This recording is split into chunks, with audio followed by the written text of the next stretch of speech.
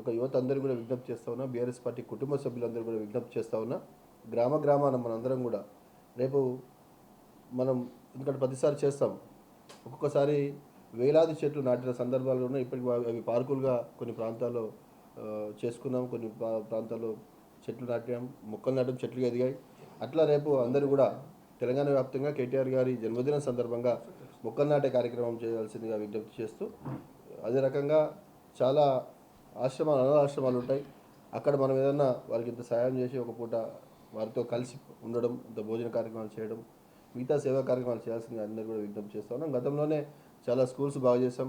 గతంలో మా ఎమ్మెల్యే గారు కుద్దులాపూర్లో ఒక మంచి చక్కటి జూనియర్ కాలేజ్ కూడా నిర్మించడం జరిగింది. అదే రకంగా మేమందరం గవర్నమెంట్ పిల్లలందరికీ కూడా స్కూల్లో చదివిన వారికి బుక్స్ ఇవ్వడం జరిగింది, స్కూటీస్ ఇవ్వడం జరిగింది.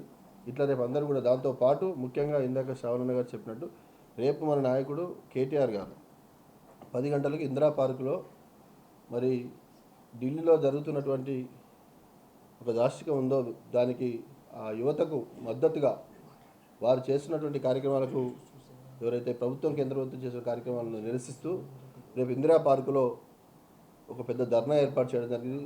యువతకు సంఘీభావంగా తెలంగాణ విద్యార్థులు, యువకులు, తెలంగాణ ముద్దుబిడ్డలు అందరూ కూడా విచ్చేసి ఈ కార్యక్రమాన్ని కూడా విజయవంతం చేయాల్సింది అందరికీ కూడా మరొకసారి పేరు. ఎందుకంటే ఉదయం 10 గంటలకు మన పార్టీ నాయకుడు, మన వర్కింగ్ ప్రెసిడెంట్ గారు, బీఆర్ఎస్ పార్టీ వర్కింగ్ ప్రెసిడెంట్ గారు వారి జన్మదినాన్ని కూడా పక్కన పెట్టేసి వారు విద్యార్థులకు, యువతకు, నిరుద్యోగులకు మద్దతుగా రేపు రాబోతూ ఉన్నారు. కాబట్టి ఆ కార్యక్రమాన్ని విజయవంతం చేయాల్సిందిగా విజ్ఞప్తి చేస్తాను. Thank you.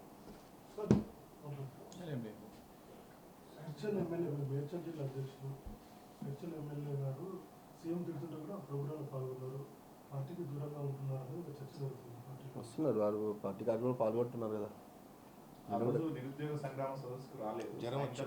హెల్త్ బాగాలేదని తెలిసింది, పక్కన కాన్స్టిట్యున్సీ కాబట్టి అక్కడ టచ్లో ఉన్నారు రెగ్యులర్. నిన్న కూడా ఇక్కడ స్టేట్మెంట్ చూశాను, నేను బీఆర్ఎస్ పార్టీలోనే ఉంటానని చెప్పి వాళ్ళ కుమారులు కూడా పార్టీ కార్యక్రమాలు చాలా యాక్టివ్గా పాల్గొంటూ ఉన్నారు. మా మల్కాజ్గిరి శాసనసభ్యులు పెద్ద ఎత్తున ర్యాలీగా వచ్చారు. ప్రతిరోజు వారు యాక్టివ్గా ఉంటున్నారు. వారికి ఉన్నటువంటి ఏదైనా బిజినెస్ ఇస్తే ఉంటే బిజీగా ఉండొచ్చు. వారు మొన్న ప్రోగ్రామ్ మాత్రం ఉదయాన్నే కొద్దిగా జ్వరం ఉందని చెప్పి తెలిసింది. తెలుసుకుంటాం, మాట్లాడు, ఇంకా టచ్లో ఉంటాను. నేను చూడలేము.